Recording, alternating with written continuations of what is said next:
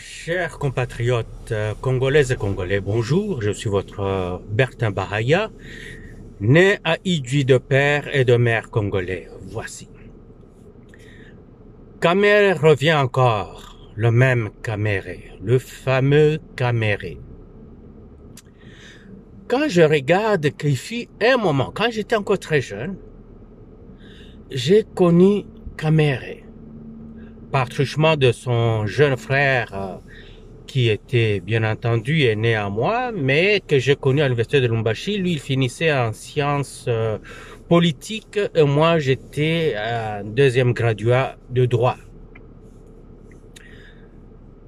On a fréquenté la même école de yoga, puis à un moment, j'étais son sous-logé. Et puis, c'est ainsi que j'ai connu Kamere, parce que Kamere venait voir son jeune frère. Et Kamere, en ce moment-là, il était assistant, je pense qu'il était assistant à l'économie, en fait, au département de l'économie, à la faculté d'économie de l'UNIKIN, et il était aussi conseiller juridique d'un ministère quelconque. Comme vous le savez, tous ces gens-là étaient bien placés sous Mobutu, hein. Quand je dis tous ces gens-là, vous comprenez exactement pourquoi j'utilise ce terme, tous ces gens-là. Ok. Moi, aujourd'hui, je parle d'un duel. Un duel de Tshisekedi versus Kamere. Alors, je parlerai de Tshisekedi versus Kamere 1, Tshisekedi versus Kamere 2, et maintenant, là, au moment où on se parle, c'est Tshisekedi versus Kamere 3. Vous allez me dire, 1, 2, 3, pourquoi? Oui, parce que il fut un moment où Kamere, disons, il fut un moment où Tshisekedi, papa, Étienne, a été en duel avec Kamere. En ce moment-là, c'était deux coqs qui voulaient attraper la même sauterelle. C'était difficile de penser que les deux pouvaient s'entraider. Parce que l'un voulait devenir président, l'autre refusait de devenir premier ministre, ou c'est l'autre qui voulait devenir président, et à l'envers, l'autre voulait refuser de devenir premier ministre. Et ça remonte à 2011. Vous savez comment ça s'est passé, je ne reviendrai pas là-dessus. Kamere a cochonné Papa Étienne. Et Papa Étienne a survécu à ça parce que c'est un survivant de tout. Puis c'est venu encore en 2018. Le même Kamere versus Tshisekedi fils. Et vous savez comment ils sont allés à Genève, ils ont cochonné Tshisekedi fils.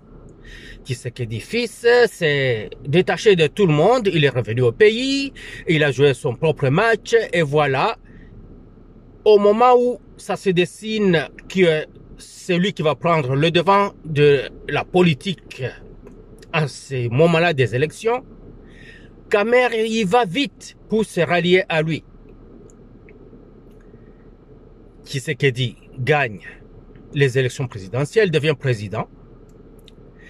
Vous savez qu'ils s'étaient entendus les deux que s'ils obtenaient la majorité parlementaire, ce serait Kamere qui deviendrait son premier ministre, et ils ne vont pas gagner la majorité parlementaire. C'est que Kamere ne deviendra pas premier ministre, et vous avez vu tout ce que Kamere a fait. Comment il s'est improvisé directeur de cabinet? Il ne l'était pas. C'était pas lui qui était censé être directeur de cabinet de Félix Tshisekedi. Kamere s'est improvisé et il a pris la place. Et quand il a pris la place, vous voyez comment il s'est comporté. Vous voyez comment il mettait toujours des bâtons dans les roues à Félix Tshisekedi. Dieu est bon. Fachi a réussi, tant bien que mal, de passer encore à travers de toutes ces situations-là. Vous savez tout. Là, Kamere est toujours opportuniste. Lui, c'est vraiment comme une hyène. Hein? Vous savez que l'hyène ne chasse pas. L'hyène ne mange que ce que les autres ont chassé. Quand le léopard s'est battu pour attraper une proie, l'hyène s'improvise pour venir arracher la proie et manger. Il fait pareil au guépard et il fait pareil au lion et aux lionnes. Donc, lui, c'est vraiment une hyène.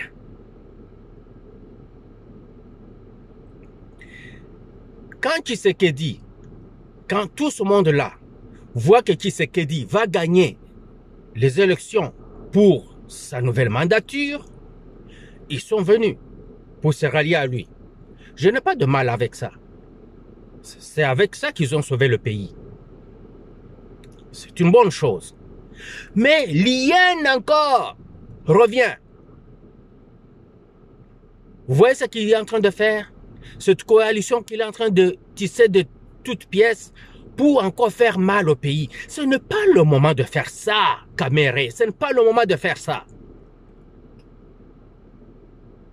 Nous tous, on était dans l'esprit tel que les élections viennent d'être gagnées. Tshisekedi va choisir qui il veut comme premier ministre. Il va mettre le ministre qu'il aura choisi. Et pourtant, l'hyène avait déjà prévu des choses à l'avance. Et il est en train encore de faire des scènes. Tshisekedi va gagner. Parce que Tshisekedi, c'est un Tshisekedi. Il sait toujours comment jouer sa carte et gagner. Mais cette fois, il n'a plus de raison de se montrer gentil. Il n'a plus de raison de marcher sur les œufs. Il faut qu'il démolisse cette hyène. Moi, je suis du Kivu, hein. Je suis un Muhavu. Donc, d'une certaine manière, parenté à Kamere.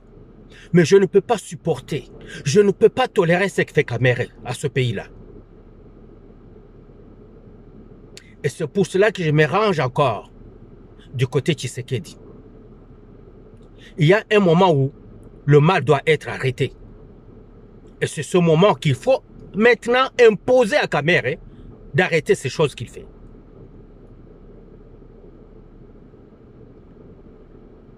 Et j'espère que le reste des politiques du pays vont comprendre qu'il faut arrêter Kamere, qu'il faut stopper toutes ces manigances et ces malices.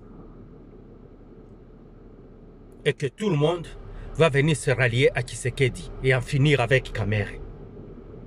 Parce qu'il y a un moment pour tout. Pas quand notre pays est menacé par les Occidentaux comme il l'est maintenant.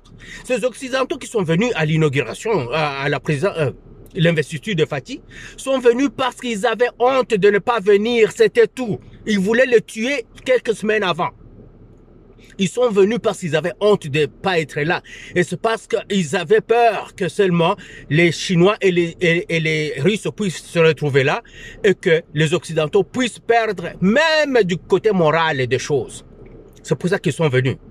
Et au même moment, leurs journaux étaient en train de dépêcher Tshisekedi le même jour. BBC écrivait des articles bizarres contre Tshisekedi. Et j'en avais parlé dans une autre de mes vidéos.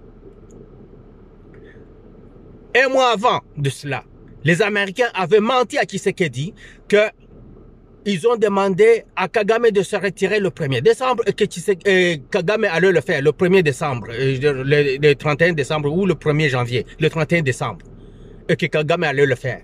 Mais par contre, ils ont renforcé Kagame. Ils sont allés renforcer son armée, lui donner des armes, lui donner l'argent. Et un autre responsable des services de sécurité des États-Unis vient de descendre au Rwanda il y a 2 jours, je pense. C'était hier, je pense. Ces gens-là sont des pestes. Ils sont comme... je vais utiliser ce terme. Ils sont comme une gale sur la fesse. Vous savez, quand vous avez une gale sur la fesse, en ce moment-là, vous comprenez vraiment l'importance des fesses parce que vous voulez vous asseoir. Mais cette gale-là vous en empêche. C'est ce que les Occidentaux sont. Et nous, Congolais, nous devons percer cette gale-là. Nous devons percer cette gale-là pour que nous puissions nous asseoir. Ce n'est pas le moment d'embarquer avec Kamere et ces autres-là. Parce qu'eux, ils sont dans le coup des ennemis. Et nous, on doit empêcher ça. Par tous les moyens.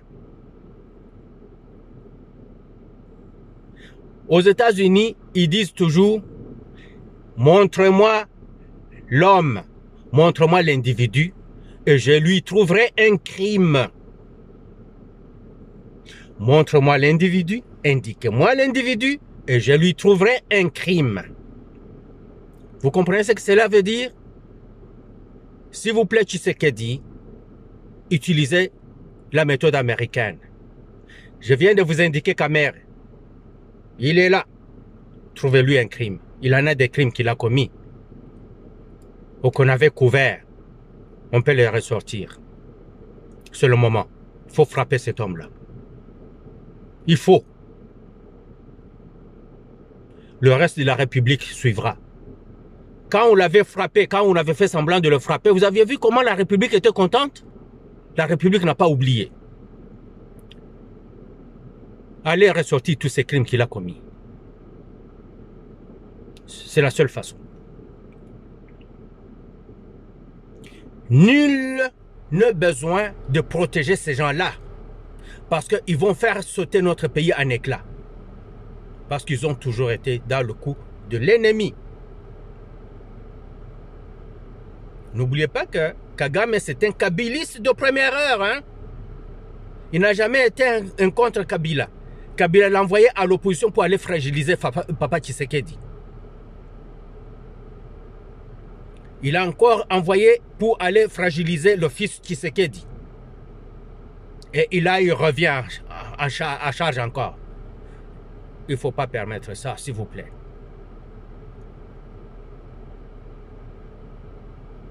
Que Dieu bénisse la République démocratique du Congo et son président Tshisekedi. Hurrah!